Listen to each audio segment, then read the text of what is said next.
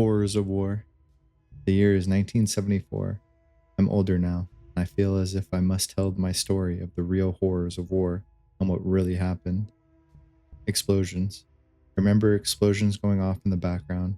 The base's alarm went off in the barracks, and all the Free State soldiers grabbed their rifles and ran out, ready for another rebel attack. The year is 1921. My name is Teddy O'Sullivan, and I am a private in the Irish Free Starter Army. When the Civil War broke out in Ireland, my family was torn in half. My father supports the rebels, and my mother supports the Free Starters. My older brother supports the rebels also. I haven't seen him in a while, but I know he joined up with the IRA a few months back.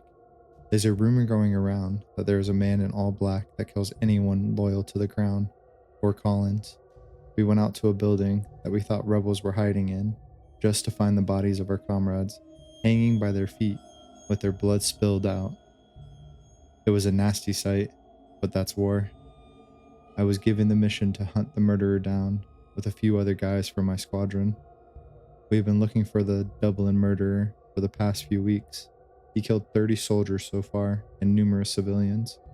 The pressure is on to find him, and there's not many places for him to go. The rebels have captured the forecourt government building, and the Free Starters have all but closed off the city. No one can get in or out, so he was trapped.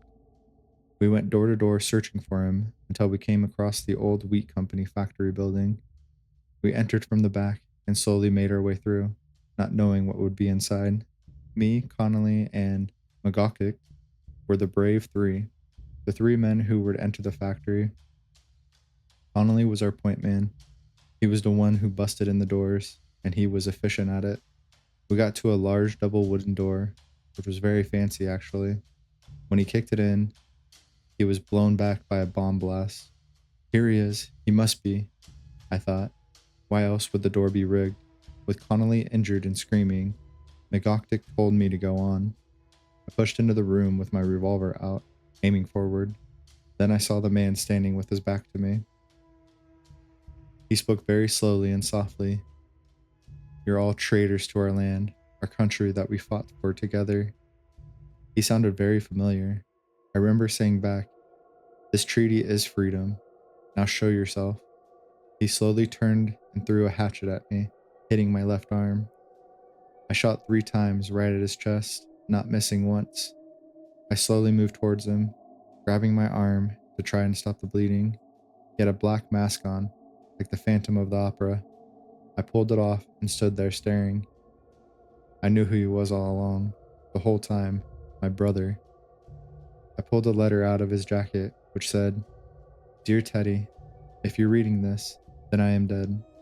The Free Starter Army has surrounded us in the city.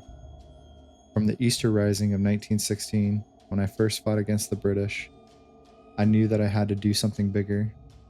I tried to tell my family that we had to do something bigger. My brother betrayed me and joined the Pansy Free Starters.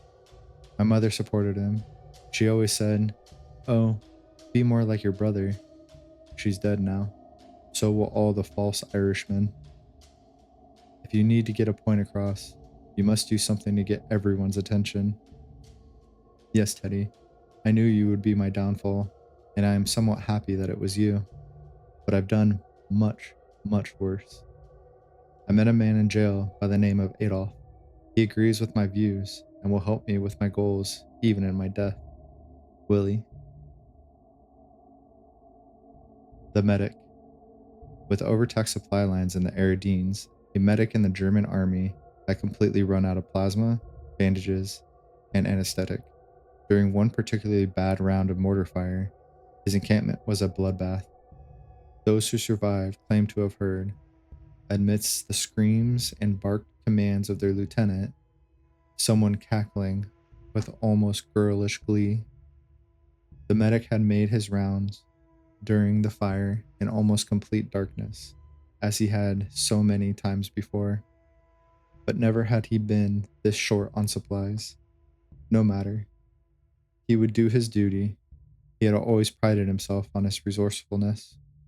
The bombardment moved to other ends of the line, and most men dropped off to sleep in the dark, still hours of the morning. New Year's Day, 1945. They awoke at first light with screams. They discovered that their bandages were not typical bandages at all, but hunks and strips of human flesh. Several men had been given fresh blood transfusions, yet there had been no blood supplies available.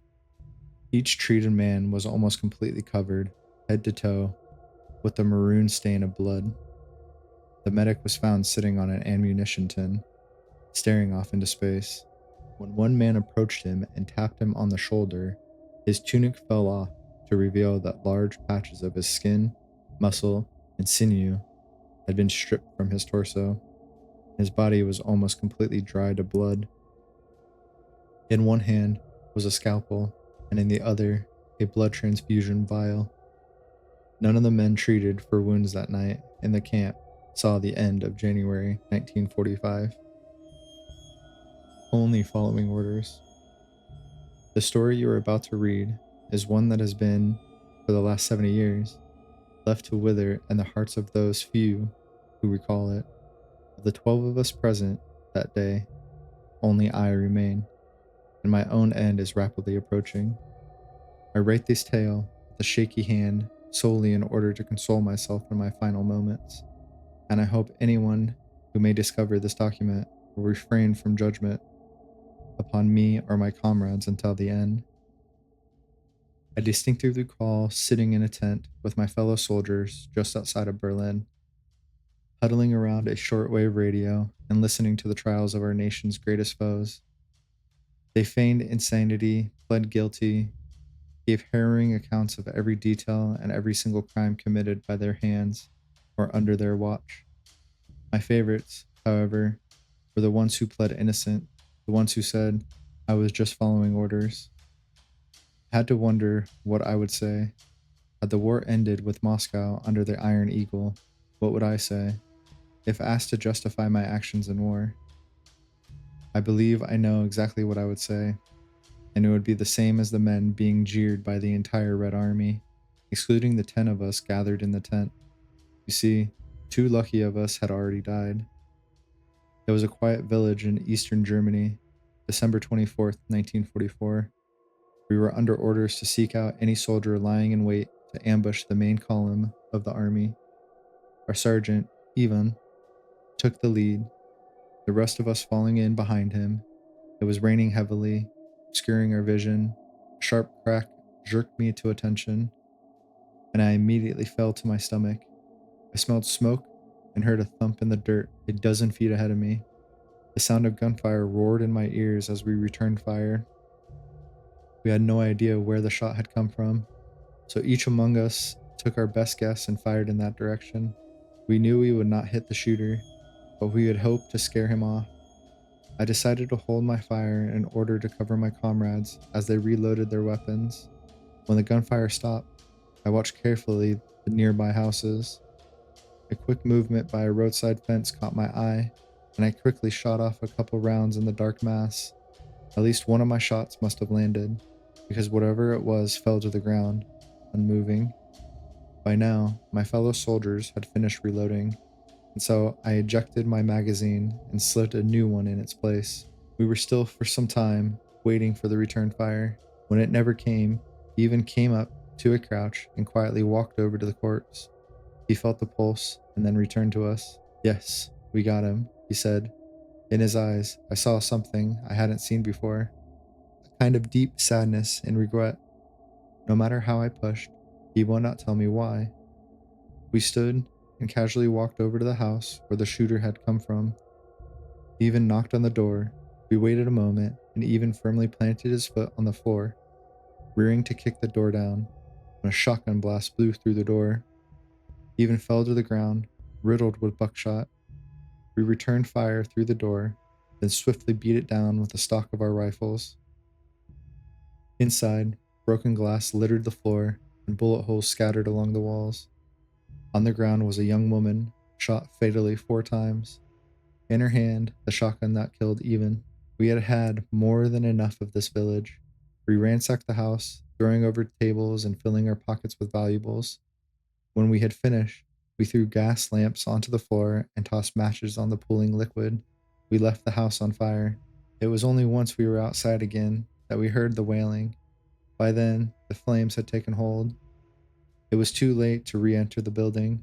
The mother had hidden her babe before turning to fight us, and we hadn't found it before torching the house. The wails continued for just a few minutes before falling silent among the crackling of flames. A man burst from a building down the street and sprinted towards us, screaming in German. Our translator gaped at him, and when we raised our rifles, he held up his hands to stop us. The German man shoved past us and up to the burning building. He hesitated only briefly at the doorway before running through. He didn't come back out. By the time the fire had died, we couldn't see it anymore. The rest of our mission went by in silence. When we doubled back to where we came, we found people standing in the street, staring at us. Some were angry, some sad, but most had just a blank stare. I still see it in my nightmares. When we passed the house, I stopped. I announced to no one in particular that I had to take a leak. No one believed it, but that didn't matter. I stepped into the shell of the house we had destroyed. There, on the floor in the bedroom, I saw the skeleton of a man crushed on a wooden beam, a smaller collection of misshapen bones in his arms. In the yard, by the fence, I saw a little boy with a toy gun dressed in the oversized uniform of a German soldier. That night, we all had nightmares. The man, with his wild eyes, told each of us that he would be back for us, one after the other. The next day, we had laughed it off together. We had thrown ourselves into our duties. We had fought hard not to think about the screaming man and the wailing baby. One by one, as the years went by, we died. Here, one of us fell from a tower we were constructing. There, an aggressive form of cancer that suddenly appeared in the brain. Never obvious, but always suspicious to us, because we all knew what was happening. When there were two of us, just Joseph and I, he had come to visit me. When he had knocked, thought my time had come, but I should have known I would be last. He's coming for me, Joseph said. It is my time now. I would have liked to console him, to assure him that it was a coincidence, but we both knew better. That night, Joseph cried on my shoulder and I on his. I'm so sorry, he had sobbed. I didn't know. The next day, he shot himself in his apartment. That was 1 week ago, and now it's my turn. I know he was coming. Every night in my sleep, he gazes into my eyes and smiles.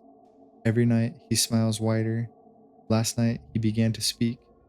Quietly, so quiet I cannot hear any of what he says, other than making out that he is speaking. I don't want to hear what he has to say. I cannot sleep tonight. I will stay up as late as possible, and before I sleep, I will climb to the roof and stand on the edge. I must. I cannot know what he will say. The shot at us, the woman killed Even. We couldn't have known about the baby. We were just eliminating the resistance. That's all. We were only following orders. Only following orders.